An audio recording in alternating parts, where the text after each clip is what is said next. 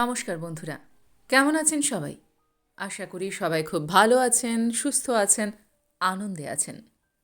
আপনাদের সবাইকে আমার চ্যানেলে স্বাগত জানাই।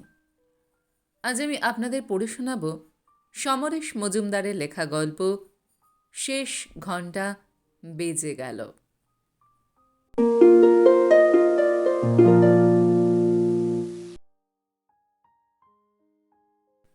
যিনি বলেছিলেন লাবণ্য না থাকলে সৌন্দর্য পূর্ণতা পায় না, তিনি একটু কম জানতেন। কুন্তী সুন্দরী একথা ওর কুকুর মদনও জানে। কুন্তী যে লাবণ্যবতী তা আয়নাগুলো সোচ্চারে জানিয়ে দেয়। আজ এরকম সুন্দরী লাবণ্যবতী এই শহরে অন্তত ৮,০২১ জন আছেন, অথবা থাকতে পারেন। তবে কিনা ওই সব রূপসীদের অধিকাংশই বোকা বোকা অথবা স্বার্থপর, আর সেই স্বার্থপরতা আড়াল করার কোনো কায়দাও তাদের জানা নেই। কুন্তী এই ভিড় থেকে অনেক দূরের। তার সৌন্দর্য আছে, লাবণ্য তো আছেই, সেই সঙ্গে জড়িয়ে আছে অহংকারের হলকা প্রলেপ। আর এটাই তাকে একদম আলাদা করে রেখেছে মিছিল থেকে। অহংকার মানেই সবজান্তাপনা নয়, নাক তোলা, কিন্তু আকাশে রেখে দেওয়া নয়। ওর অহংকার একটা হালকা পারফিউমের মতো, শরীরে জড়িয়ে থাকে, কিন্তু ঠিক কোনখানে তার উৎস সেটা টের পাওয়া যায় না। সেই রসজ্ঞের দুর্ভাগ্য যিনি কুন্তীকে দেখেননি। এখন কুন্তী ৪৫। ফিল্মস্টাররা যে বয়সটায় পৌঁছলে আর আড়াল খোঁজার চেষ্টা করেন না, সেই বয়স। যে বয়সের মহিলাকে এককালে বৃদ্ধা বলা হতো, ২ দশক আগে প্রৌঢ়া বলে চিহ্নিত করা হতো, সেই বয়সে পৌঁছানো কুন্তীকে দেখে শ্বাস ভারী হয়। নেই যা, চট করে যুবতী বলতে নিশ্চয়ই বাঁধবে, কিংবা প্রৌঢ়া কিংবা বৃদ্ধা নয়। বাংলার এর কোনো সঠিক শব্দ না থাকার জন্য আফসোস হবে। কুন্তী নিজের ৫ ফুট ২ ইঞ্চি শরীরটাকে যত্নে রেখেছেন। একটুও ধুলো নয়, আগাছা জন্মাতে দেবার সুযোগই নেই। সার এবং জলের সঙ্গে যত্ন সর্বত্র ছড়ানো, আর এই কারণেই সমবয়স্কাদের সঙ্গে কুন্তী এড়িয়ে যেতে চেষ্টা করেন। খামোকা কোনো নারীকে ঈর্ষান্বিত করে কষ্ট দিয়ে কোনো লাভ নেই। পৃথিবীতে যে যার মতো থাকুক। কুন্তীর ভোর হয় ভোর হওয়ার অনেক আগে। তখনও তার এই ৮তলার ফ্ল্যাটের ব্যালকনিতে দাঁড়ালে কলকাতাকে ভুতুড়ে দেখায়। সারা রাত জ্বলে থাকা আলোগুলো নিভে যাওয়ার জন্য ছটফটিয়ে মরে। সেই আলো না মরা ভোরেই কুন্তী হাঁটতে বের হন। শার্ট প্যান্ট জুতো পরে লিফট চালিয়ে নিচে নামতেই দারোয়ান সালাম করে গেট খুলে দেয়। গুরুসদায় রোড ধরে বালিগঞ্জ সার্কুলারে পড়ে চক্কর দিয়ে ফিরে আসাটা এখন অঙ্কের মতো হয়ে গেছে। প্রথম প্রথম সময় কমানোর চেষ্টা করতেন রোজ, এখন করেন না। ২-১ বার হঠাৎ উৎসাহী কোনো পুরুষ তাকে বিরক্ত করলেও বৃষ্টি না হলে এভাবে হেঁটে যাওয়া থেকে তিনি বিরত হননি। মাটিতে রোদ নামার আগেই ফ্ল্যাটে ফিরে আসা, একটু বিশ্রাম, তারপর মিনিট ১৫ আসন।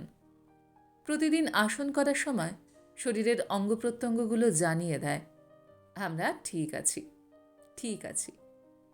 আর সেটা জানতে পারলেই মন ভালো হয়ে যায়। তারপর স্নান, বেশ সময় নিয়ে আরাম করে। বিন্তি লেবু চা সেকা পাউরুটি এনে দেয় খবরের কাগজের সঙ্গে। সকাল ৮টা পর্যন্ত কুন্তী টেলিফোন ধরেন না। এই ফ্ল্যাটটিতে কুন্তীর সারা সময়ের সঙ্গী বিন্তি। মাত্র ১৭ বছর বয়সে বিন্তির ইউট্রাসের টিউমার হওয়ার জন্য ওটাকে বাদ দিতে হয়েছিল। এ জীবনে আর মা হতে পারবে না বলে ও বিয়ে করেনি। সঠিকভাবে বলতে গেলে কেউ বিয়ে করতে চায়নি। এ ব্যাপারে বিন্তিরও রাগঢাক নেই। চেহারাপত্তর ভালো বলে যেসব পুরুষ বিন্তির দিকে এগোয় তাদের সে সাফ বলে দেয় তার অঙ্গহানির কথা। বিন্তির এখনও ধারণা পুরুষরা মেয়েদের কামনা করে শুধু সন্তানের বাবা হবে বলে। কুন্তীর কাছ থেকে এই ব্যাপারটাকে ঘেন্না করতে শিখে গেছে সে।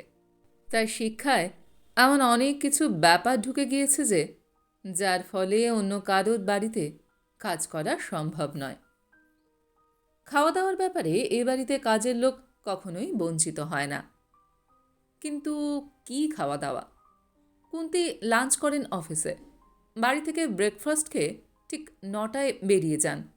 সেই ব্রেকফাস্টে থাকে একটা ডিমের পোচ আর দুটো ফল।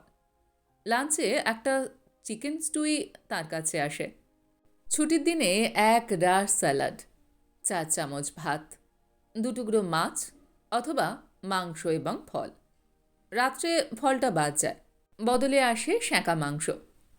এই খেয়ে খেয়ে বিন্তিরও অভ্যাস তৈরি হয়ে গেছে। কুন্তির কাছে সে জেনেছে বাঙালিরা অপ্রয়োজনে বেশি খায়। শরীরে যা প্রয়োজন তার বহু গুণ জীবের আরামের জন্য ভেতরে ঠেসে দেওয়া হয়। বিন্তি সেটা এখন ভালো করে বুঝে গেছে। এই ফ্ল্যাট বাড়ির অন্য যে কোনো কাজের লোকের চেয়ে তার ফিগার ঢের ঢের ভালো। কুন্তি বাড়িতে যখন থাকেন না তখন তার সময় চমৎকার কাটে টিভির সামনে বসে। কেবলে সিনেমা তো আছেই, বিবিসি, স্টার টিভির খুঁটিনাটি এখন তার মুখস্থ। আর এসব কারণেই ডায়মন্ড হারবারের গ্রামের বাড়িতে যেতে হলে দিনে দিনে ফিরে আসে সে। এই হলো কুন্তির সংসার। সারা দিন একরকম, সন্ধ্যের পর একটু আলাদা, অন্তত বিন্তির চোখে তো তাই। বাড়ি ফিরে স্নান সেরে 1 কাপ লেবু চা আর চিকেন স্যান্ডউইচ খেয়ে কুন্তি কোনোদিন টিভির সামনে বসলেন অথবা ম্যাগাজিনের পাতা উল্টালেন। বন্ধুরা কেউ এলে টেবিল সাজানো হয়। সেই রাতে শুয়ে পড়ে বিন্তি। দিদিমণির আড্ডা ভাঙতে কখনো 12টা অথবা কাছাকাছি। কেউ না এলে ঠিক 2 গ্লাস মদ্যপান করেন কুন্তি। বিন্তির প্রথম প্রথম পছন্দ হতো না, এখন আর কোনো প্রতিক্রিয়া হয় না। এক দুপুরে একলা বাড়িতে সে জিভে ঠেকিয়ে অবাক হয়েছিল। এমন বিশ্রী গন্ধওয়ালা জিনিস মানুষ কি করে আনন্দের সঙ্গে খায়। আজ সকাল থেকেই ইলশে করে বৃষ্টি। দিনটা ছুটির বলেই মনে আলস্য এলো। ব্যালকনির বেতের চেয়ারে বসে খবরের কাগজ নামিয়ে রেখে চোখ থেকে চশমা সরালেন কুন্তি। +1.5। সামনের আকাশে ময়লাটে মেঘের ভিড়। হঠাৎ নিজেকে নিঃসঙ্গ বলে মনে হতে লাগলো তার। পৃথিবীতে একটা কাছের মানুষ নেই যাকে বলা যায়, দেখো তো আমার পিঠে কি হয়েছে।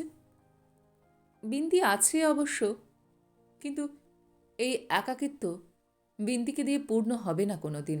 একজন পূর্ণ পুরুষের জন্য প্রচণ্ড টান অনুভব করলেন তিনি। 22 বছর বয়সে মৃণালের সঙ্গে ভালোবাসা এবং বিয়ে। ভাব প্রবণতার বেলুনে সমস্ত পৃথিবী তখন আড়ালে। মা বাবা বাধা দেননি। বস্তুত ওরা কখনোই কুন্তির কোনো কাজে বাধা দেননি। কিন্তু 3 বছর যেতে না যেতেই মৃণালের চরিত্রের অনেক অসঙ্গতি তার কাছে অসহ্য হয়ে উঠল। ওর কোনো সমস্যা নিয়ে জানতে চাইলে বিরক্ত হয়ে বলতো, এসব তুমি বুঝবে না। মুখে না বললেও বুঝিয়ে দিত মহিলাদের সম্পর্কে তার ধারণা কি। তখন চাকরি করতেন না কুন্তি, আর না চাইলে টাকা দিত না মৃণাল। টাকার জন্য হাত পাততে পারতেন না কুন্তি। মৃণালের কিছু বন্ধুবান্ধব এমন বোকা বোকা কথা বলতো যে প্রকাশ্যেই তাদের সমালোচনা করতেন তিনি। এইসব ব্যবধান বাড়তে বাড়তে একসময় বাক্যালাপ বন্ধ হলো। তারপর আলাদা হয়ে যাওয়া, শেষ পর্যন্ত ডিভোর্স। এখন এতদিন বাদে মৃণাল সম্পর্কে তার কোনো স্পষ্ট ভাবনা নেই। কিন্তু তার জীবনের প্রথম পুরুষ। শরীরের আনন্দ নিয়ে কথা উঠলেই তার মৃণালের কথা মনে পড়ে। 30-এ পৌঁছে রঙ্গন এলো। এতদিনে জীবন পাল্টে গিয়েছে অনেক। ছেলেবন্ধু ছিল কয়েকজন, কিন্তু রঙ্গন এসে সবাইকে আড়াল করে দিল। রঙ্গন কম কথা বলে এবং মেয়েদের স্বাধীনতায় হাত দেয় না। সে ব্যবসায়ী, বিদেশ থেকে মুদ্রা আসায় সরকারের প্রিয় পাত্র। সকালে ইচ্ছে হলেই দুপুরে দিল্লি হয়ে সিমলা চলে যেতে পারে। একটু আনপ্রেডিক্টেবল, কিন্তু রঙ্গনকে স্বামী হিসাবে পেয়ে ভালো লেগেছিল কুন্তির। মদ্যপানের অভ্যাসটা রঙ্গনের কাছ থেকে পাওয়া। 5 স্টারের মেনু কার্ড যার মুখস্থ, সে এক রবিবার গাড়ি নিয়ে বেরিয়ে গেল বনগাঁর দিকে। ঝাঁ ঝাঁ রোদে গ্রামের একটা মেঠো দোকানে ভাত ডাল তরকারি খেলো শালপাতায়। কুন্তিকেও খেতে হয়েছিল বলা ঠিক হবে না, কুন্তি নিজেই খেয়েছিল। রঙ্গন বলেছিল, ইচ্ছে না হলে খেও না, গাড়িতে পার্ক স্ট্রিটের খাবার আছে। রঙ্গনকে রোমান্টিক বলা যায় যদি কেউ তার সঙ্গে জীবনযাপন করে, কিন্তু ক্লাবে পার্টিতে সে গম্ভীর উদাসী। বাড়িতে গেস্ট এলে কিছুক্ষণ বাদেই হাই তুলে ঘুমোতে চলে যায়, আবার সকালে উঠেই পাসপোর্ট নিয়ে ভিসা করতে ছুটে যায় নায়াগ্রার রামধনু দেখবে বলে। রঙ্গন তাকে অনেক দিয়েছে, এই বিত্ত, কর্তৃত্ব, বিশাল ব্যবসা এবং জয়তীকে। 13 বছরের জয়তী শান্তিনিকেতনে পড়ছে, মায়ের চেহারা আর বাপের স্বভাব পেয়েছে। জয়তীর যখন 4 আর কুন্তির 36, তখন 38 বছরের রঙ্গন এক সকালবেলায় ঘুরে আসছি বলে বেরিয়ে গিয়েছিল এবং আর ফেরেনি। যাওয়ার সময় ও পার্সটাও নিয়ে যায়নি। 7 লক্ষ টাকা যে আয়কর দেয় তার পরনে ছিল পাজামা এবং পাঞ্জাবি। যত রকমের খোঁজখবর সম্ভব সব বিফলে গিয়েছে। পুলিশ শেষ পর্যন্ত হার মেনেছে। মানুষটা উধাও তো উধাও। কেন রঙ্গন এভাবে না জানিয়ে চলে গেল তার উত্তর আজও পাননি কুন্তি। সত্যি কথাটা হলো, রঙ্গনের অভাব তাকে বিন্দু মাত্র বিচলিত করে না এখন। ব্যাপারটা মনে এলে জ্বালা আসে। কতখানি স্বার্থপর হলে মানুষ এইভাবে চলে যেতে পারে। তাকে তো বটেই, মেয়েকেও এক ফোঁটা গুরুত্ব দিতে চায়নি রঙ্গন। টেবিল চেয়ার খাট, bank balance, share, unit trust অথবা ব্যবসার মতো তাদেরও ফেলে যেতে পেরেছিল অনায়াসে। সবচেয়ে আফসোস হয় যখন মনে পড়ে চলে যাওয়া ঠিক আগের রাত্রে চূড়ান্ত মদ্যপান করে শরীরের আনন্দ খুঁজতে চেয়েছিল রঙ্গন। ও ব্যাপারে সে কখনোই দক্ষ ছিল না। সেই রাত্রেও আলাদা কিছু হয়নি। আর পরদিন সকালে চা খেয়ে কাগজ পড়ে লোকটা চলে গেল। কেউ কেউ সন্দেহ করেছিল এর পেছনে কোনো অপরাধ চক্র আছে, কিন্তু সেটা প্রমাণিত হয়নি। কেউ বলেছে রঙ্গন সন্ন্যাসী হয়ে গেছে, সেটাও এক ধরনের সান্ত্বনা। কিন্তু রঙ্গনের কথা মনে এলে অপমান বোধ আসে। কুন্তি এটা এড়াতে পারে না। 9টা বছর দেখতে দেখতে কেটে গেল। মাঝে মাঝে একাকিত্ব প্রবল হলে বাঁধ ভাঙার বাসনা হয়। রঙ্গনের উদাও হওয়ার পরবর্তী পর্যায় নিয়ে আইনজ্ঞরা তাকে সুপরামর্শ দিয়েছেন। সেগুলো ঠিকঠাক মানতে গিয়ে তাকে সংযত থাকতেই হয়েছে। কুন্তি উঠলেন। তার মনে হচ্ছিল দিন গড়ালে মেঘের দুপুর এলে যন্ত্রণা তীব্রতর হবে। এই সময় কেউ যদি তাকে সঙ্গ দিত, কাকে বলা যায়? চোখের সামনেই পরিচিত পুরুষদের মুখ ভাসল। এদের বেশিরভাগই বিবাহিত বিবাহিত অথচ কুন্তির সম্পর্কে আগ্রহী। এদের কেউ কেউ বিদ্বান, স্মার্ট, অর্থবান, অথচ কুন্তির সামনে এলেই মদনের মতো লেজ নাড়তে থাকে। বোকা বোকা স্বভাবের পুরুষদের তিনি দু চক্ষে দেখতে পারেন না। আবার কেউ কেউ অতিরিক্ত স্মার্ট, মেয়েদের সঙ্গ পাওয়ার জন্য শরীরে মেদ জমতে দেন না। এই ওপর চালাক লোকগুলো কাছে এলেই তার অ্যালার্জি হয়। ওদের ভেতরের ফাঁপা বেলুনটাকে পিন ফুটিয়ে দিতে ইচ্ছে হয়। তৃতীয় দলের পুরুষরা আসেন গম্ভীর মুখে, হুঁ-হা ছাড়া শব্দ বাড়ান না, যেন এই পৃথিবীর সব কিছু তারা জেনে বসে আছেন। এদের দেখলেই কেষ্ট বলে মনে হয়। আর 9 বছর ধরে এই সব থকথকে কাদার মধ্যে ফাঁকাল মাছ হয়ে বেঁচে থেকে তিনি যে বর্ম বানিয়ে ফেলেছেন, তা হুট করে আজ খুলে ফেলবেন কি করে? টেলিফোনটা বাজল। বিন্তি গিয়ে রিসিভার তুলল। কথাবার্তা বলে এসে জানালো, নাম বলল অনিমা। তোমার বন্ধু ছিল নাকি? অনিমা? কে অনিমা? হঠাৎ এক তরুণীর মুখ মনে এলো। ফর্সা, ঝকঝকে, চোখে চশমা। ওদের ক্লাসের প্রথম হওয়া মেয়ে অনিমা সেন। সে নি তো। সে এতদিন পরে হঠাৎ। কুন্তি আবিষ্কার করলেন তার খুব ভালো লাগছে। দ্রুত এগিয়ে গিয়ে রিসিভার তুলে বললেন, কুন্তি বলছি। আমি ঠিক ইচ্ছে করেই। থামলেন তিনি। ওপাশে কণ্ঠস্বর পরিষ্কার, কুন্তি, আমি অনিমা। আমরা একসঙ্গে পড়তাম প্রেসিডেন্সিতে। অনেককাল হয়ে গেল অবশ্য। চিনতে পারা যাচ্ছে কি? ও বাবা, তুমি? কুন্তি এবার বোঝালেন তিনি চিনেছেন। কি খবর বলো হঠাৎ? তেমন কিছু নয়। চৈতিকে মনে আছে? আমাদের সঙ্গে পড়তো। ইন্টার কলেজ ড্রামায় বেস্ট অ্যাক্ট্রেস হয়েছিল। হ্যাঁ, চৈতি বলেছিল তুমি নাকি এখন বিশাল ব্যবসায়িক প্রতিষ্ঠানের কর্ত্রী। ক্ষমতায় থাকলে চাও বা না চাও, লোকে তোমার নাম জানবেই। আমার এক দেও সাংবাদিক, তাকে বলতে সে তোমার অফিস আর বাড়ির ফোন নাম্বার এনে দিল। ভদ্রলোকের নাম? সর্বজিৎ সেন।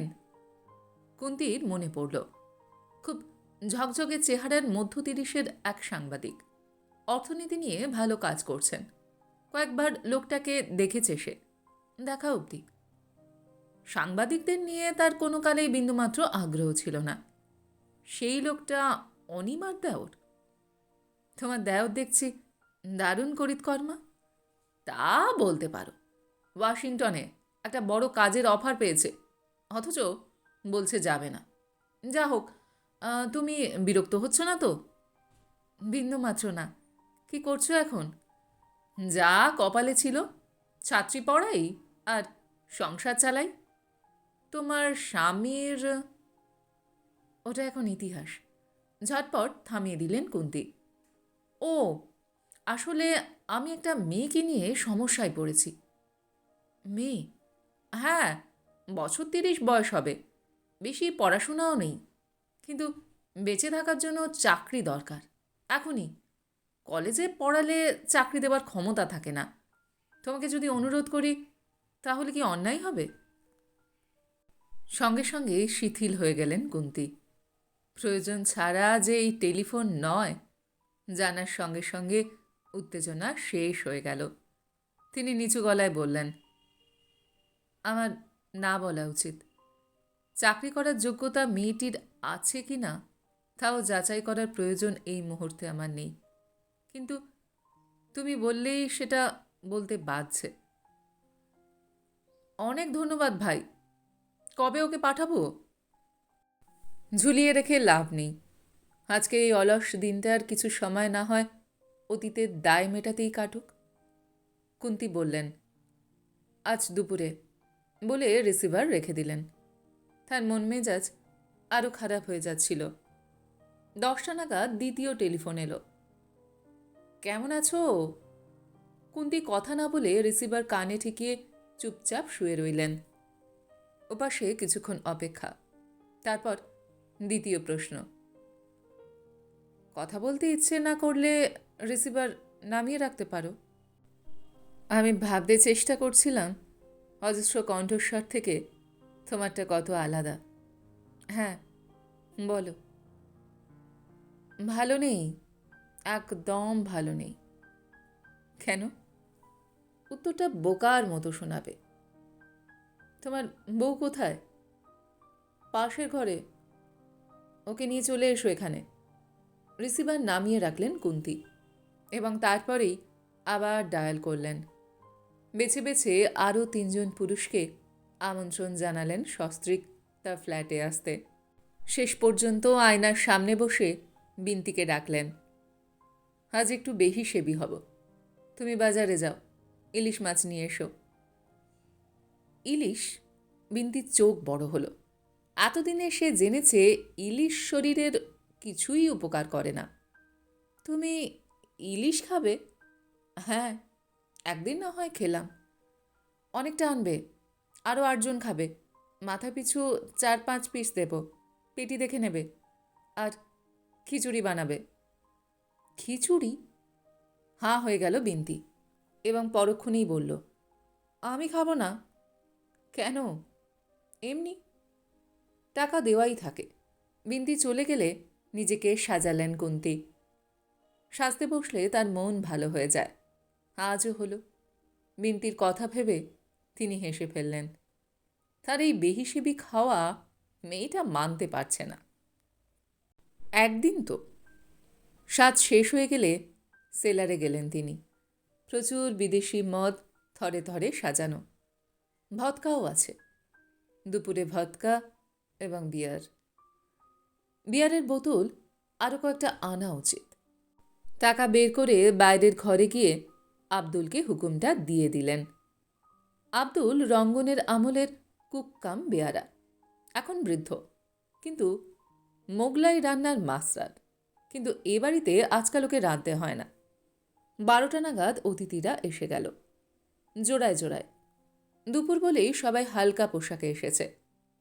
মহিলারা ফ্ল্যাটে ঢুকেই কুন্তির প্রশংসায় ব্যস্ত হয়ে পড়লেন। সুন্দর সুন্দর সুন্দর। কুন্তি যেন 2 হাতে ফুল কুড়িয়ে নিচ্ছিলেন, অথচ মুখে নির্লিপ্তর হাসি ওদের সঙ্গে দূরত্ব তৈরি করছিল। ট্রলিতে ভদকা, বরফ জল এবং বোতলে বিয়ার। আব্দুল পরিবেশন করে যাচ্ছে। বিন্তি ফিরে এসেছে 2 জোড়া ইলিশ নিয়ে। বাইরে টিপটিপিয়ে বৃষ্টি চলছে। এই সময় অমিত জানতে চাইল, এই হঠাৎ আমন্ত্রণের কারণ জানা যাক। সোফায় বসা কুন্তির 2 হাতে গ্লাস, মুখ ওপরে তোলা, ঠোঁটে ঈষৎ কুঞ্চন। এখন নয়, আরও পরে, তোমাদের ফিরে যাবার আগে। এসব আড্ডা জমে গেলে হোস্ট এবং গেস্টের আলাদা কোনো ভূমিকা থাকে না। কিছুক্ষণ পরেই কুন্তি আলাদা হয়ে যেতে পারলেন। ব্যালকনিতে দাঁড়িয়ে তিনি অতিথিদের দেখছিলেন। এই 4 জন পুরুষই মোটামুটি সুন্দরী স্ত্রীর স্বামী, কিন্তু এরা এমন অনেক ইঙ্গিত দিয়েছেন যাতে স্পষ্ট তার সম্পর্কে আগ্রহ অসীম। সঙ্গে স্ত্রী নিয়ে এসে এরা পোষমানা শিয়ালের মতো আচরণ করছে। অমিতকে তিনি স্বাচ্ছন্দ্যে বলে দিতে পারতেন, আজ সকাল থেকে নিজেকে খুব একা লাগছিল। পেইনফুল, একাকিত্ব। মনে হচ্ছিল একজন পুরুষ মানুষকে সঙ্গী হিসেবে দরকার। তোমাদের যে কোনো একজনকে একা ডাকলেই সেটা পেয়ে যেতাম, কিন্তু সেই পাওয়ায় চুরি চুরি অনুভূতি। তোমরা মদ্যপান করো, নেশা হোক, তারপর তোমাদের স্ত্রীদের সামনে যদি উত্তরটা ছুঁড়ে দিই, তখন দেখতে হবে কী আচরণ করো। ওই দেখার জন্যই এই আমন্ত্রণ। দুপুর যখন মাঝপথে বিয়ার এবং ভদকা যখন অনেকটাই পেটে, তখন আব্দুল এসে জানালো একটি মেয়ে দেখা করতে এসেছে। আব্দুলের হাত থেকে কাগজটা নিয়ে কুন্তি তাতে অনিমার নাম পড়লেন। তাড়িয়ে দিতে গিয়েও পারলেন না। অতিথিদের কাছ থেকে কয়েক মিনিট সময় চেয়ে নিয়ে তিনি ড্রয়িং রুমে চলে গেলেন। একটি কালো রোগা মেয়ে ছাপা শাড়িতে শরীর জড়িয়ে জড়সড় হয়ে দাঁড়িয়ে আছে। মেয়েটার মুখে একটা মিষ্টি ছাপ ছাড়া হাতে নিঃসঙ্গ শাঁখা দেখতে পাওয়া গেল। কুন্তিকে দেখা মানে যে দেবী দর্শনের কাছাকাছি, তা ওর চাহনিতে বোঝা যাচ্ছিল। কুন্তি বললেন, ইয়েস। দিদির টেলিফোনে। কদ্দূর পড়েছ? School final. কি চাকরি করবে? যে কোনো চাকরি করতে গেলে যে যোগ্যতা দরকার তা তোমার আছে? মেয়েটি মাথা নিচু করল। টাইপ জানো? Short hand? তাহলে কি জানো? মেয়েটি চোখ তুলল। লিখতে পারি। লিখতে পারো? কি লেখা? গল্প। মাই গড, তুমি গল্প লেখো নাকি? কুন্তি বিশ্বাস করতে পারছিলেন না। হ্যাঁ। কাগজে ছাপা হয়? মাথা নাড়ল মেয়েটি। না, ওরা ফেরত দেয়। কেন? জানি না, কেউ বলে না তো কি হয়েছে। অবশ্য দিদি বলেছেন। কি বলেছেন? আমি নাকি পুরনো দিনের মতো গল্প লিখি। আসলে আমার বাবার দোকানে যেসব বই ছিল তাই পড়ে শিখেছি তো। তবে এখন নতুন দিনের মতো লিখব। তোমার বাবার কিসের দোকান? বইয়ের? না, মুদির ছোট দোকান। কোথায়? বনগাঁয়। আচ্ছা, তোমার শ্বশুরবাড়ি কোথায়? মাথা নিচু করল মেয়েটি। সোনারপুরে। সেখানেই থাকো? না, বনগাঁয়। কেন? চুপ করে রইল মেয়েটি। কুন্তি বিরক্ত হলো। দেখো, তোমাকে দেওয়ার মতো কোনো চাকরি হাতে নেই। তুমি তোমার দিদিকে কথা বলবে। আমি জানতাম, বিড়বিড় করল মেয়েটি। তুমি জানতে কথা বলবো? হ্যাঁ, বড়লোকদের চরিত্র এমন হয়। গল্পে পড়েছি, লিখেছিও, কিন্তু বড় মহিলারা কীরকম হন তা জানতাম না। আপনি রাগ করবেন না, আমি আসি। দাঁড়াও, তোমার তো সাহস কম নয়। অনিমার সঙ্গে কি করে আলাপ? আমাদের গ্রামের এক মাসি ওর বাড়িতে কাজ করে। আমাদের গ্রামের সবাই জানে যে আমি লিখি। মাসি গিয়ে দিদিকে আমার কথা বলেছিল।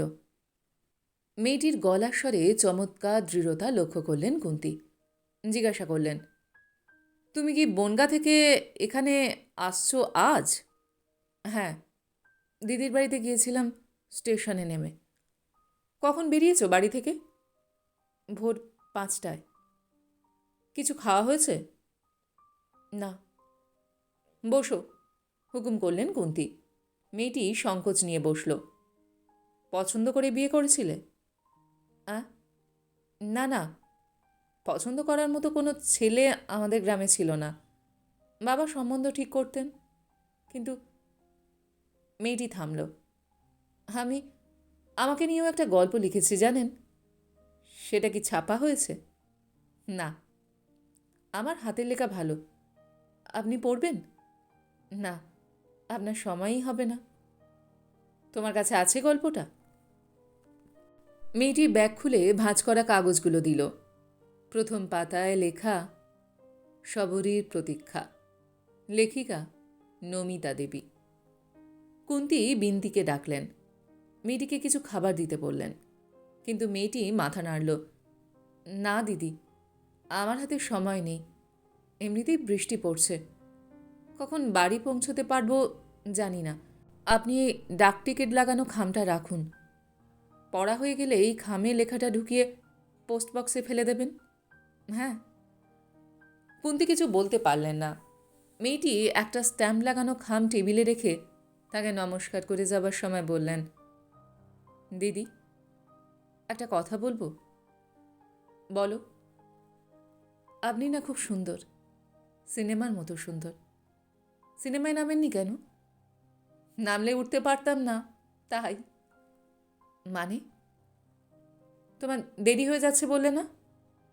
মেয়েটি বুঝল, বুঝে চলে গেল। হয়তো ওই লেখা, ওই কয়েক পাতার গল্প পড়তেন না কুন্তি, কিন্তু গোল বাতল অমিত। ঘরে ফেরা মাত্র বলে বসল, কি ব্যাপার ভাই, আমাদের ঘরে বসিয়ে বাইরে কাকে সময় দিচ্ছিলে? মূল্যবান মানুষটি কে? কুন্তি না বললে সেটাই তার চরিত্রের সঙ্গে মানাতো, কিন্তু বললেন, তিনি এক লেখিকা। লেখিকা? কি নাম? অমিতের স্ত্রী জয়ী জিজ্ঞাসা করল। নমিতা দেবী। ইন্দ্রজিৎ অবাক। নমিতা দেবী? নাম শুনিনি তো। আমি অবশ্য বাংলা সাহিত্যের খবর ঠিক রাখি না, তবে আশাপূর্ণা দেবী, মহাশ্বেতা দেবীর নাম শুনেছি। শোভন বলল, ছেলেবেলায় মায়ের কাছে পত্রিকা দেখতাম, তখন দেবীদের লেখা ছাপা হতো। এই নমিতা দেবীর নাম তখন দেখেছি বলে মনে হচ্ছে। ইন্দ্রজিৎ কোথায় তিনি? চলে গেছেন, যাবার আগেই গল্প দিয়ে গেছেন, কুন্তি বললেন। সঙ্গে সঙ্গে হইচই পড়ে গেল। হয়তো ভদকা কিংবা বিয়ারের প্রভাব, অথবা আলোচনার নতুন কোনো বিষয় না থাকায় সবাই গল্প শুনতে চাইল, আর কুন্তিকেই সেটা পড়তে হবে। এও এক মজা। কুন্তির মনে হলো স্কুলের স্পোর্টসে গো অ্যাজ ইউ লাইকের মতন ব্যাপারটা। সারা জীবন যা করব না, একদিন টুক করে করে ফেলা। সস্তায় কেনা কাগজ, লাইন টানা, হাতে লেখা গোটা গোটা, বোঝাই যায় যত্ন করে লেখা হয়েছে। 8টি মানুষ কুন্তির মুখের দিকে তাকিয়ে। কুন্তী পড়া শুরু করলেন। আমার নাম শকুন্তলা। সে যুগের নয়, এই যুগের। এরকম নাম কেন যে আমার রাখা হয়েছিল তা বাবা মাকে প্রশ্ন করেও জানতে পারিনি। 1 মিনিট, ইন্দ্রজিৎ বাধা দিল। ভদ্রমহিলার নাম নমিতা না? জয়ী বিরক্ত হল। আহ, লেখিকা কি নিজের নামে নায়িকার নাম লিখবে? দেখো, পড়ার সময় কেউ কথা বলবে না। কুন্তী এগিয়ে দিলেন কাগজগুলো।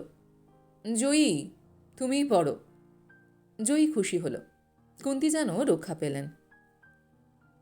আমি খুব গরিব। আমার বাবা একটা সাধারণ দোকান চালান গ্রামে। দিনে কীরকম বিক্রি হয় তা জানি না। আমি কোনো মতে 3rd ডিভিশন স্কুল ফাইনাল পাশ করে বাড়িতে বসেছিলাম।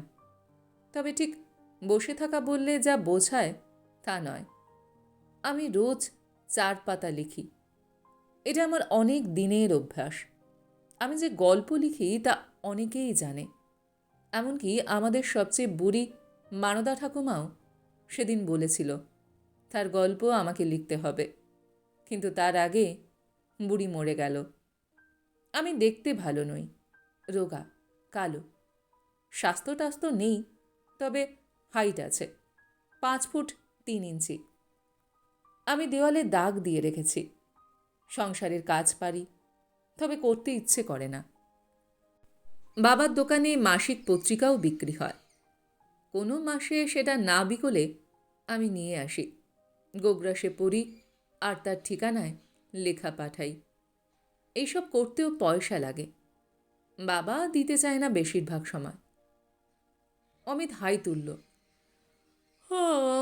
একটু বোরিং মনে হচ্ছে। জয়ী বলল, শাট আপ। কেমন সরল সরল কথাবার্তা, চুপ করে থাকো। আমার বোঝা বাবা নামাতে চাইল। পাত্রপক্ষ আসে, জিজ্ঞাসা করে এটা পারি ওটা পারি কি না। আমি গান জানি না, সেলাই জানি না, রান্না একটু আধটু জানি, আর জানি লিখতে। অনুরূপা দেবী না নিরুপমা দেবীর মতো শকুন্তলা দেবীরও একদিন নাম হবে বলে আমার বিশ্বাস। আর লিখতে জানি শুনলেই পাত্রপক্ষের মুখ কেমন হয়ে যেত। তারা অদ্ভুত চোখে তাকাতেন, ফিরে গিয়ে আর সাড়া দিতেন না। শেষ পর্যন্ত বাবা আমাকে শাসালেন, কাউকে বলা চলবে না আমি লিখি। যেন লিখতে পারাটা পাপ। বাঙালি মেয়ের যেমন অনেক কিছু করা পাপ, তেমনি লেখাও। আর এই করতে করতে সোনারপুরের হরিপদ বিশ্বাসের সঙ্গে আমার বিয়ে হয়ে গেল। ছেলের বৌদি এসেছিল দেখতে, বিধবা বৌদি। বয়স 45 হবে শুনে মা বিশ্বাস করতে চাননি। লম্বা চওড়া, শরীর একটুও টসকায়নি। আমার মা হচ্ছে বয়সে ছোট, কিন্তু বিশ্বাস হচ্ছিল না। ওর স্বামী মারা গেছে 15 বছর বয়সে। 16তে শাশুড়ির ছেলে হয়। 1 বছরের ছেলেকে বিধবা বৌমার কাছে রেখে তারা গঙ্গা স্নান করতে গিয়েছিলেন, আর ফেরেননি। নৌকাডুবি হয়েছিল। সেই থেকে ইনি 1 বছরের দেওরকে মানুষ করেছেন। বিয়ে থা করেননি, দেওরই ধ্যান জ্ঞান। বিষয় সম্পত্তি আছে। দেওরকে একটা স্টেশনারি দোকান করে দিয়েছেন। আমাকে খুঁটিয়ে দেখলেন, সংসারের কাজ পারি কিনা জিজ্ঞাসা করলেন। গান জানি না সেলাই, নাচ জানি না আঁকা, এইসব প্রশ্ন না করে ফস করে জিজ্ঞাসা করলেন আমার ভেতরের জামার সাইজ কি। ভয়ে ভয়ে 32 বলতে তিনি মাকে বললেন, আপনার মেয়েকে আমার ভারী পছন্দ হয়েছে, ওকে যা করে নিয়ে যাব। বাবা যা পারলেন দিলেন। বর এলো বিয়ে করতে। স্বাস্থ্যবান যুবক, গায়ের রং কালো হলেও স্বভাব লাজুক। বাসর ঘরে একটিও কথা বললেন না। সবাই যখন বিশ্রাম নিতে গেল তখন সাহস করে জিজ্ঞাসা করলাম, একটা কথা বলবো? তিনি বললেন, ইচ্ছে হলে বলো। আমি না লিখি, মানে গল্প টল্প। বিয়ের পর লিখলে আপত্তি আছে? তিনি অদ্ভুত চোখে আমার দিকে তাকালেন, তারপর বললেন, সারাদিন রাত বসে থাকতে হবে, ঘরে বসে যা ইচ্ছে করতে পারো, তবে মাসে 10 টাকার বেশি হাত খরচ পাবে না, এটা মনে রেখো। সেই রাত্রে ওই অবধি। কিন্তু আমার চেয়ে সুখী বোধহয় পৃথিবীতে কোনো মেয়ে ছিল না। 10 টাকায় যত কাগজ পাওয়া যাবে তা তো সারা মাসে লিখে ফুরোবে না। শ্বশুর বাড়িতে এলাম। শ্বশুর শাশুড়ি নেই, বৌদিই সব। ফুলশয্যার রাত্রে তিনি আমাকে বললেন, তোমাকে একটা কথা বলছি, হরিপদর শরীর ভালো নেই, ওকে বিরক্ত করবে না। মেয়ে হয়ে মানে বুঝতে পারবো না তা কী করে হয়? রাত্রে তিনি যখন শুতে এলেন তখন জিজ্ঞাসা করলাম, শরীরে কি হয়েছে? কি আবার হবে? কিচ্ছু হয়নি, ঘুমাও। সকালে উঠেই তিনি বেরিয়ে যেতেন দোকানে। দুপুরে খেতে এলে বৌদি যত্ন করে তাকে খাওয়াতেন। খেয়ে দিয়েই আবার দোকানে ছোটা। ফিরতে ফিরতে রাত 10টা। তখন স্নান শেষ করে রাত্রের খাওয়া খেয়ে নিয়ে সিগারেট খেতে যেতেন বাইরে। ফিরতেন কখন টের পেতাম না। এত ঘুম পেত যে জেগে থাকতে পারতাম না। বিয়ে হলো, শ্বশুর বাড়িতে এলাম, কিন্তু যেসব ঘটনা এই সময় ঘটে তার কিছুই আমার ক্ষেত্রে ঘটল না। দিরাগমনে গ্রামে ফিরে গেলে বন্ধুরা জিজ্ঞাসা করলে কি জবাব দেব? এখন আমি সকালে উঠি, ঘর গোছাই, বৌদির নির্দেশে রান্না করি, আর সারা দুপুর লিখি আর লিখি। দুপুরের পর বৌদি সেজেগুজে বেরিয়ে যান, তখন একা। আর এই সময় পাশের বাড়ির বউটা আসে আমার কাছে। আমি লিখছি দেখে চোখ কপালে তোলে। আমার বিরক্ত লাগলেও কিছু বলি না। বউটা নানান কথা জানতে চায়। স্বামী আমাকে কীরকম আদর করে তাও। ওসব ঘটনা ঘটেনি বলে দিয়েছিলাম। শুনে মুখ গম্ভীর করে বলেছিল, জানতাম। এসব চরিত্রের কথা আমি জানি। ঘর ভাঙতে এদের জুড়ি নেই। বঙ্কিমচন্দ্র, শরৎচন্দ্র এদের বর্ণনা করেছেন। কিন্তু সেই রাত্রে মনে হলো স্বামীকে জিজ্ঞাসা করা দরকার। তার সত্যিই হয়তো অসুখ আছে। অসুখটা কি? অসুখ থাকলে কেউ অত পরিশ্রম করতে পারে? তাহলে বউটাই বা বলবে কেন জানতাম? রাত্রে স্বামী এলেন, খাওয়া দাওয়া হলো। বৌদি তাকে জানিয়ে দিলেন নিয়ম মানতে আগামীকাল আমাকে নিয়ে বনগা যেতে হবে দিরাগমনে। তবে পৌঁছে দিয়ে ফিরে এলেই হবে, রাত কাটাতে হবে না। স্বামী কিছু বললেন না। স্বামী সিগারেট খেতে বাইরে গিয়েছেন। আমি আজ কিছুতেই ঘুমাবো না। 0.5 ঘন্টা, 1 ঘন্টা চলে গেল। রাত বাড়ছে, সব চুপচাপ। এখনও তিনি ফিরছেন না কেন? শেষ পর্যন্ত ওকে খুঁজতে বাইরে বের হলাম। লম্বা বারান্দা, পরিষ্কার উঠোন, উঠোনে চাঁদের আলো। তিনি নেই কোথাও। উঠোন পেরিয়ে দরজার কাছে গেলাম। রাস্তা দেখা যাচ্ছে ছবির মতো। এরকম বর্ণনা আমার একটা গল্পে আছে। তাকে দেখতে পেলাম না। হঠাৎ আমার ভয় করতে লাগলো। কিছু হয়নি তো তার? মনে হলো বৌদিকে ব্যাপারটা জানাই। কিছু হলে তিনিই আমাকে দুষবেন না জানানোর জন্য। বৌদির ঘরটা ওপাশে। দরজার সামনে দাঁড়িয়ে বুঝলাম ওটা ভেতর থেকে বন্ধ নয়। ঠেলতেই পাল্লা দুটো খুলে গেল, আর আমি যেন অন্ধ হয়ে গেলাম। এক ছুটে ফিরে এলাম নিজের ঘরে। বিছানায় উপুর হয়ে শুয়ে হাউ হাউ করে কেঁদে উঠলাম। তারপর একটু সামলে উঠে নিঃসাড় হয়ে পড়ে রইলাম। চোখের পাতায় দৃশ্যটা যেন হেঁটে আছে। জানলা দিয়ে চাঁদের আলো পড়ছিল খাটে। বৌদি এবং আমার স্বামী পরস্পরকে সাপের মতো জড়িয়ে অদ্ভুত চাপা শব্দ করে যাচ্ছিলেন। মানুষ খুব যন্ত্রণা পেলে মুক্তির জন্য এরকম শব্দ করতে পারে। কিন্তু আমার মনে হচ্ছিল ওই শব্দগুলো আমার বুকটাকে টুকরো টুকরো করে দিয়েছে। চোখ থেকে ঘুম উধাও, শরীর থেকে শক্তি। ওইভাবে পড়ে থাকতে থাকতে এক সময়ে টের পেলাম পাশের বিছানায় স্বামী এসে শুয়ে পড়লেন। তারপর ভোর হলো। সারা রাত আমার ঘুম নেই। স্বামী জাগলেন এবং রোজকার মতো বেরিয়ে গেলেন। আমি ঘর থেকে বেরোচ্ছিলাম না, এমনকি কলতলাতেও নয়। বৌদি এলেন। তৈরি হয়ে নাও। আমি মাথা নিচু করলাম। তিনি কিছু ভাবলেন, তারপর এগিয়ে এসে খাটের পাশে দাঁড়ালেন। আমার ঘরে শব্দ না করে তুমি ঢুকে অন্যায় করেছ। আমি কথা বললাম না। তোমাকে একটা কথা বলি, অল্প বয়সী বিধবা হওয়ার পর অনেক প্রলোভন এসেছিল। শরীর আমার এমনিতেই পুরুষের মাথা ঘোরায়, কিন্তু আমি সংযত ছিলাম।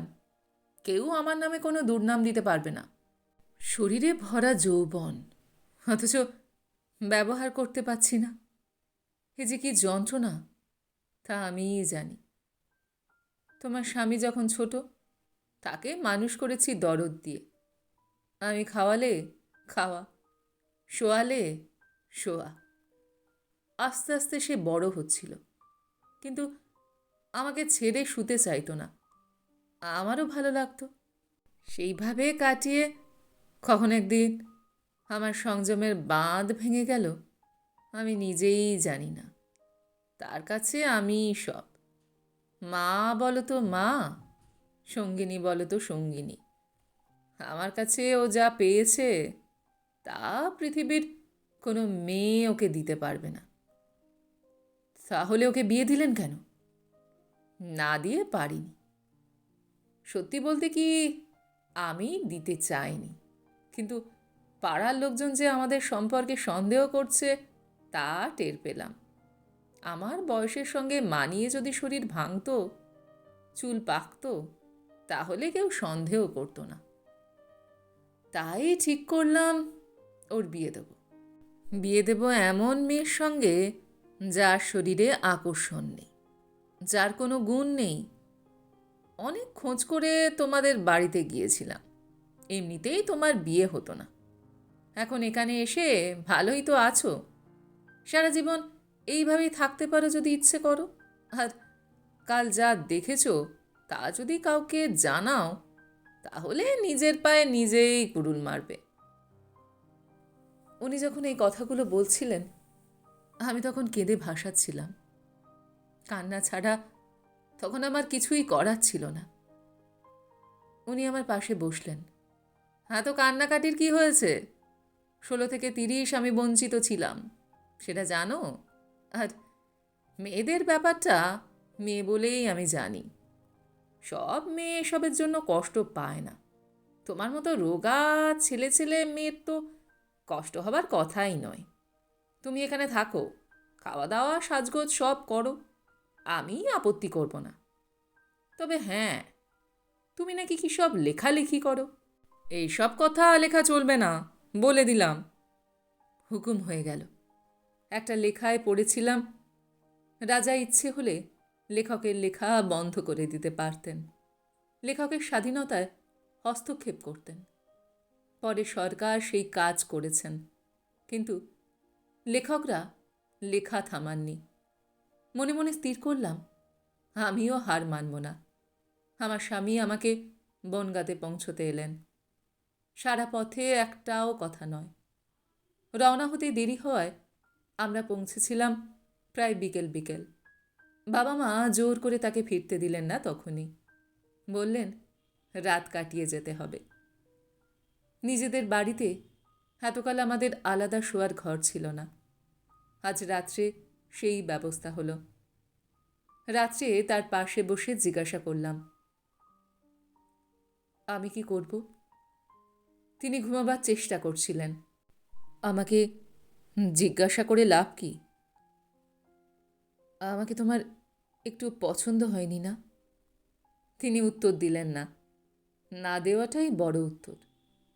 পরদিন সকালেই ফিরে গেলেন কাজের চাপ দেখিয়ে। আমি থেকে গেলাম বাপের বাড়িতে। দিন গেল, মাসও। সোনারপুর থেকে কেউ আমাকে নিতে আসেনি, এমনকি একটা চিঠিও নয়। মা আমাকে কারণ জিজ্ঞাসা করে। আমি ভয় পেতাম সত্যি কথা বলতে, কিন্তু জানি না বলে আর কতদিন চাপা দিতে পারবো। শেষ পর্যন্ত বলতে হলো। মা পাথর হয়ে গেল। এ কি সম্ভব? মায়ের বয়সী মহিলার সঙ্গে যার কাছে 1 মাস থেকে বড় হয়েছে, তার সঙ্গে শারীরিক সম্পর্ক? কিন্তু সত্যি যা, তা চিরকালই সত্যি। অথচ তার মধ্যেই আড়াল। মা বাবাকে এসব জানালেন না। আমাকে সঙ্গে নিয়ে বনগাঁ থেকে চলে গেলেন সোনারপুরে। পাড়ার সবাই দেখল আমরা গেলাম এবং খানিক সময় বাদে ফিরে যাচ্ছিলাম। আমার চোখে জলও তারা দেখতে পেল। অতএব ওদের কৌতূহল হলো। একজন কারণ জিজ্ঞাসা করতেই মা তাদের বলল, মেয়ের বিয়ে দিয়েছিলাম, কিন্তু দিরাগমনের সময় সেই যে মেয়েকে দিয়ে গেল হরিপদ, আর আনতে এলো না। অনেক অপেক্ষার পর নিজে নিয়ে এসেছিলাম মেয়েকে। মুখের উপর দরজা বন্ধ করে বলে দিল মেয়েকে নাকি তার পছন্দ হয়নি। সঙ্গে সঙ্গে জনতা গর্জে উঠল, আর আমরা সেখানে দাঁড়িয়ে হরিপদ এবং তার বৌদির কেচ্চা কাহিনী শুনতে লাগলাম। প্রথম প্রথম গ্রামের লোক ভাবত মাতৃস্নেহ, তারপর কেউ না কেউ কিছু না কিছু দেখতে পেয়েছে। লোকের চোখ ঢাকার জন্য যে হরিপদর বিয়ে দেয়া হলো, সে কথা সবাই জানে। এমন অনাচার মেনে নেওয়া চলে না। বউ ফিরিয়ে নিতে হবে বলে পাড়ার লোক আমাদের সামনে রেখে চিৎকার করতে করতে চলল। আমার খুব লজ্জা করছিল, কিন্তু তখন আর কোনো উপায় ছিল না। তার বৌদিও নাকি বাড়িতে নেই। দরজায় আঘাত করছিল সবাই।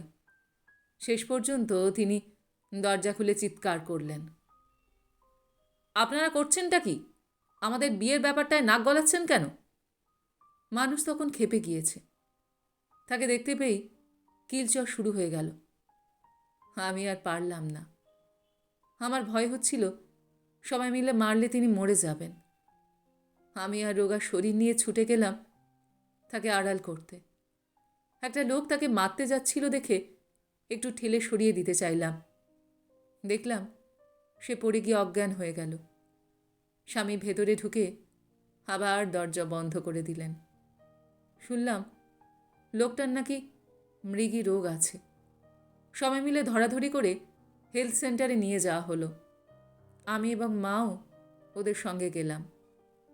লোকটাকে সুস্থ হতে দেখে ফিরে আসছি যখন, তখন একজন সিপাহী এসে বলল থানার বড়বাবু আমাদের ডাকছে। আমাকে আর আমার মাকে। গেলাম। দারোগাবাবু জানালেন আমার স্বামী এসে ডায়েরি করে গেছেন। আমি এবং আমার মা দলবল নিয়ে তাকে মারতে গিয়েছিলাম। তাকে ধাক্কা দিতে গিয়ে আর একজনকে এমন আঘাত করেছি যে লোকটাকে হেলথ সেন্টারে নিয়ে যেতে হয়েছে। তার আরও অভিযোগ, স্ত্রী হিসাবে আমার অক্ষমতা জানার পরই আমি নাকি বাপের বাড়ি চলে যাই। তাছাড়া ওর কাছে আমার লেখা বেশ কিছু কাগজপত্র আছে, যাতে প্রমাণ করা যেতে পারে যে আমার চরিত্র ভালো নয়। দারোগাবাবু হাসলেন, বললেন, সবই বুঝলাম, কিন্তু কাগজে কি লিখেছেন? গল্প। আপনি লেখেন? হ্যাঁ। আরে বাস, ভাবা যায় না। দারোগা নাক চুলকে ফেললেন। ঠিক আছে, কোর্ট থেকে সমন গেলে হাজির হবেন। ব্যাস, হয়ে গেল। এরপর থেকে আমি বনগাঁয়ে, আমার বাপের বাড়িতে সংসারে কাজ করে দিই, 3টে ছাত্রী পড়াই, আর দুপুরে গল্প লিখি। বাবার কাছে হাত পাততে হয় না। মুশকিল হলো আমার গল্পগুলো ঠিক কোন কারণে ছাপা হচ্ছে না তা বুঝতে পারছি না। হলে সোনারপুরে গিয়ে পত্রিকাটা দিয়ে আসতাম। আমার এখন ভালো লাগে না। 7 দিন যে মানুষটার পাশে শুয়েছিলাম, তিনি আমাকে খুব টানেন।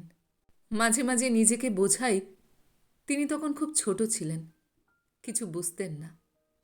বৌদির সঙ্গে ঘটনাটা ঘটে গিয়েছিল হঠাৎ, যেমনভাবে দুর্ঘটনা হয়। তারপর সেইটি অভ্যাস দাঁড়িয়ে গিয়েছে। মন মানতে চায়, কিন্তু তাতে আমার কী লাভ হচ্ছে? আমার এখন সোনারপুরে যেতে ইচ্ছে করে। ভাইরা বড় হচ্ছে, ওরা বুঝতে শিখেছে আমি এ বাড়িতে বাহুল্য, আমার এখানে থাকার কথা নয়। হঠাৎ আমার এক বান্ধবী আমাকে একটা সত্যি কথা বলল। ভগবান মানুষকে তৈরি করেছেন কতগুলো নিয়ম মেনে। শৈশব, বাল্যকাল, কৈশোর, যৌবন, প্রৌঢ়কাল এবং বার্ধক্য, কোনোটাতেই কেউ চিরদিন আটকে থাকতে পারে না, তাকে এগিয়ে যেতেই হয়। আমার স্বামীর বয়স এখন 30, তিনি 46। আর কতদিন? বড়জোর বছর চারেক। তারপর তার শরীর থেকে যৌবন উধাও হয়ে যাবেই। আর বাইরের যৌবন যদি বা থাকে, ভেতরে যৌবন শুকিয়ে কাঠ হয়ে যাবে। এটাই প্রকৃতির নিয়ম। তখন তার কোনো আকর্ষণ থাকবে না আমার স্বামীর কাছে। গন্ধ নেই, মধু নেই। ফুলের দিকে মানুষ কতবার তাকায়। 5 বছর পরে আমার মাত্র 30 হবে। কী বা এমন? তখন তিনি আমাকে নিশ্চয়ই গ্রহণ করবেন। আমি তাই মাসে একবার সোনারপুরে যাই। দূর থেকে বৌদিকে দেখে আসি। লোকে বলে এই বয়সে অসুখ বিসুখ হলে মানুষের শরীর নষ্ট হয়ে যায়। এখনো পর্যন্ত তেমন লক্ষণ দেখতে পাচ্ছি না। তবে এটাই আমার একমাত্র আশা। আমি অপেক্ষা করব। জয়ী পড়া শেষ করল। তারপর বলল, ইম্পসিবল। অমিত জিজ্ঞাসা করল, তার মানে?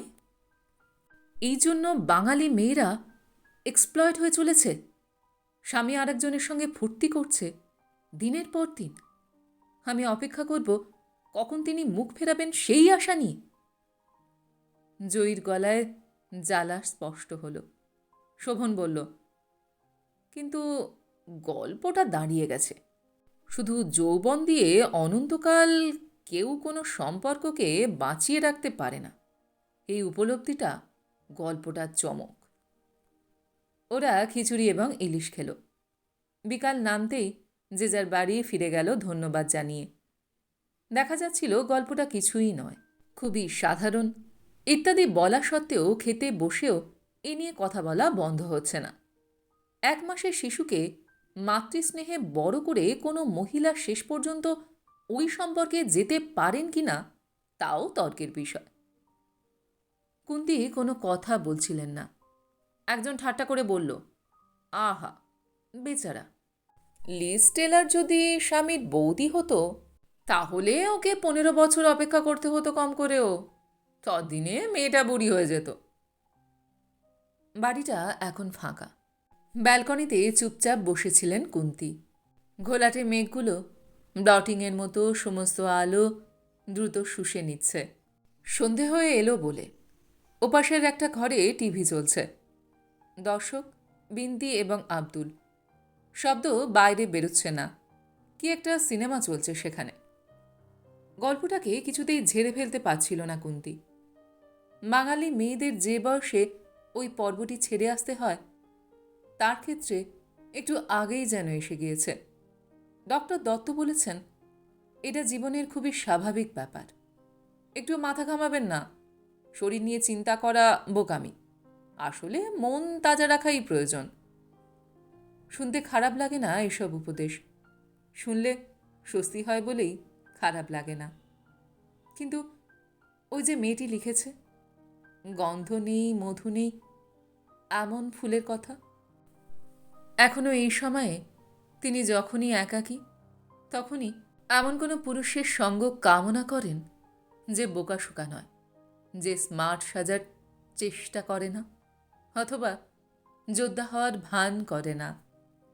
এই যে কামনা, তা তার বুকের ভেতর থেকে উঠে আসে, তার শরীরের সব কিছু মন্থন করে নিঃশ্বাসের মতো আন্তরিক হয়ে ওঠে। রঙ্গন চলে যাবার পর বেশ কিছুকাল থিতিয়েছিল এসব ভাবনা। এখন একটু একটু করে প্রবল হচ্ছে। শেষ ঘন্টা বেজে যাবার পর লোকে যেমন হুড়মুড়িয়ে ট্রেনের কামরায় উঠে পড়ে, ঠিক তেমন। শেষ ঘন্টা, তার শেষ ঘন্টা বেজে গেছে। ধর্মরিয়ে উঠে বসলেন কুন্তি। অসম্ভব। এই তো ভর দুপুরে বাড়ি এসে ভদকা খাওয়ার আগেই মানুষগুলো তার রূপের কত প্রশংসা করে গেল। অফিসে যখন ঢোকেন তখন কর্মচারীদের মুখে যে স্তাবক দৃষ্টি থাকে তা তার অদেখা নয়। ম্যাডাম শব্দটা উচ্চারণ করার সময় তারা এক একজন চকোলেট হয়ে যায়। সেদিন রবীন্দ্র সদনে গিয়েছিলেন বিশেষ আমন্ত্রণ পেয়ে। একটি বছর 25-এর ছেলে এগিয়ে এসেছিল। আপনার সঙ্গে আলাপ করতে পারি? কুন্তির কপালে ভাঁজ পড়েছিল। কেন? আপনার মতো কাউকে কখনো দেখিনি। সরি, আমার বাজে কথা বলবার সময় নেই। কুন্তি পাশ কাটিয়েছিলেন অবহেলায়, কিন্তু তার ভালো লেগেছিল। আর এসব শেষ ঘন্টা বেজে গেলে কারোর জীবনে ঘটে।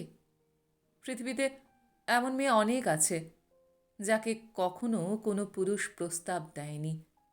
যেমন ওই মেয়েটি, কি যেন নাম? হ্যাঁ, নমিতা। চেহারার মতো সাদা সাপটা নাম। কুন্তি কলকাতার দিকে তাকালেন। ঝাপসা জলের মধ্যে আলোর বিন্দু ফুটে উঠেছে। কলকাতায় সন্ধে নেমেছে বর্ষা জড়িয়ে। দিন শেষ হলো, একটা গোটা দিন। কুন্তি ধীরে ধীরে শোবার ঘরে চলে এলেন। দেওয়াল জোড়া আয়নায় এখন তিনি মিষ্টি, অহংকারী। দূর, কে কি বলল তা নিয়ে মাথা ঘামিয়ে কী লাভ? বরং স্নান করা যাক। শাওয়ারের নিচে দাঁড়িয়ে অবিরত ভিজে চলেছেন তিনি। আজকের দিনটা অবহেলায় কাটল। শরীরটার দৈনন্দিন পরিচর্যা হলো না। একটু আলস্য ঘন দিন। আগে মন্দ লাগতো না, এখন অস্বস্তি হয়। এই বুঝি ফাঁক গলে শনি ঢুকে পড়ল। ছেলেবেলায় একটা গল্প পড়েছিলেন তিনি। কোনো এক রাজা নাকি অত্যন্ত নিয়মনিষ্ঠ ছিলেন। তাকে কিছুতেই বাগ মানতে পারছিল না শনিদেব। কোথাও তার বিচ্যুতি নেই। কিন্তু একদিন বাইরে থেকে ঘুরে এসে রাজা যখন তার পা ধুচ্ছিলেন, তখন গোড়ালির কাছে জল পৌঁছয়নি অন্যমনস্কতার কারণে। ব্যাস, সঙ্গে সঙ্গে শনিদেব সেইখান দিয়ে রাজার শরীরে প্রবেশ করে ধ্বংস ডেকে আনলেন। এমন যেন না হয়, এমনটা হতে দেবেন না কুন্তি। স্নান সেরে বড় তোয়ালেতে শরীর মুছতে মুছতে আয়নায় নিজেকে দেখলেন। না, কপালে ভাঁজ পড়েনি, চোখের তলায় একটু ঢেউ নেই। হাসলে গালে কুঞ্চন ওঠে না। চামড়া কি টান টান। গলায় একটু না, এটা চোখের ভুল। গতকাল যখন ছিল না, আজ কোথা থেকে আসছে? মুখ উঁচু করতেই সন্দেহটা মিলিয়ে গেল। কাঁধ থেকে কনুই দুটো এখনও সতেজ। এবং নিজের বক্ষদেশ দেখতে গেলেই মৃণালের ওপর তার খুব রাগ হয়। প্রথম যৌবনে মৃণাল যথেচ্ছাচার যদি না করত, তাহলে এখনও ঈশ্বরী ঈর্ষিতা হতেন। সেই সময় তিনি বোঝেননি, মেয়েরা ভালোবাসলে যেমন কিছুই বুঝতে পারে না অথবা চায় না।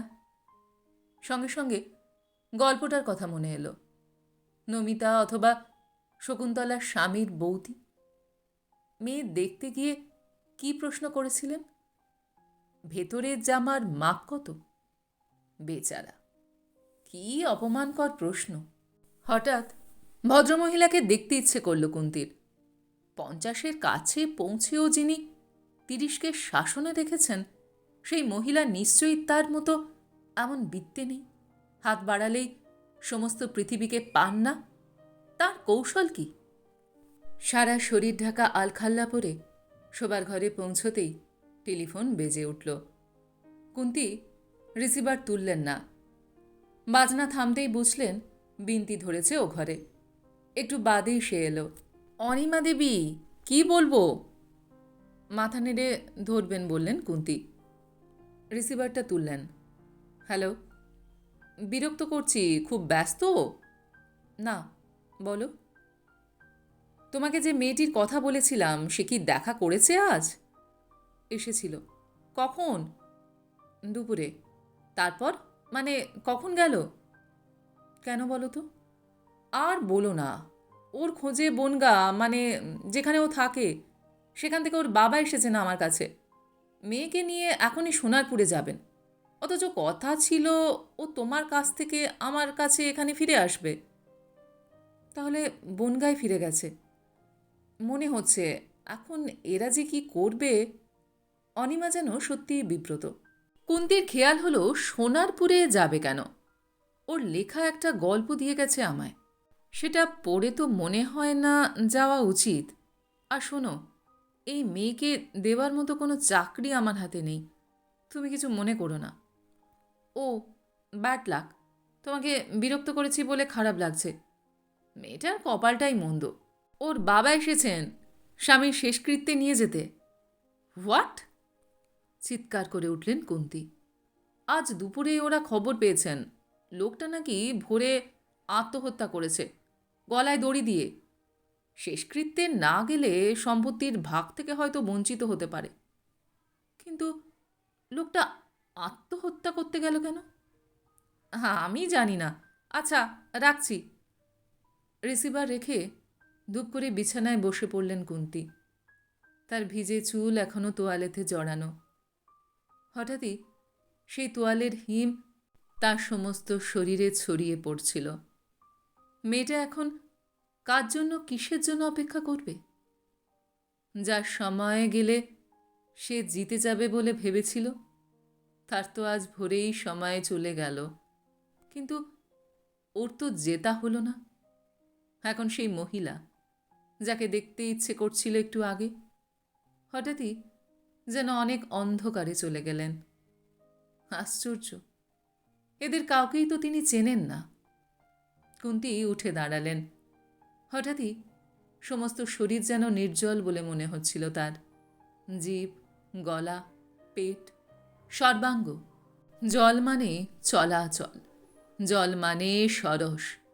অনেক দূরের মহাকাশে যেসব গ্রহ জলহীন হয়ে ঘুরে বেড়ায়, তারা হিংসুটে চোখে পৃথিবীর দিকে তাকিয়ে থাকে। তৃষ্ণায় বুক জ্বলে জ্বলে খাক। কুন্তি প্রচণ্ড শক্তিতে বোতামে চাপ দিলেন। বিশাল ফ্ল্যাট কাঁপিয়ে বেল বাজছে। বিন্তি ছুটে এলো দরজায়। কুন্তি বলতে পারলেন, জল দাও।